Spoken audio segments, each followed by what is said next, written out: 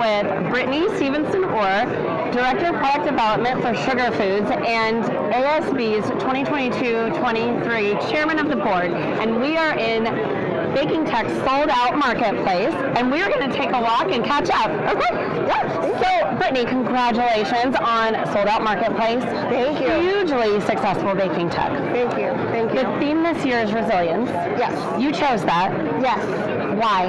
I chose the theme resilience because I got to see that through all my mentors in the baking industry, and I wanted to pay homage to them, but I also felt like after everything we've all been through, we are still here standing bigger and better than ever.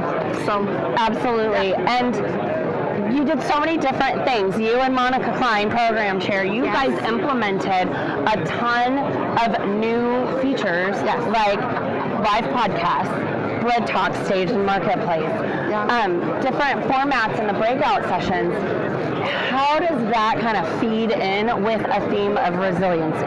I think Monica and I both work together, just really listening to the industry, listening to the people that attend BakingTECH to hear what they wanted, and they wanted to see the bakers up on stage. They wanted to feel included, like all the perspectives were heard, and that everybody had a voice, and that's what the ASB community really is.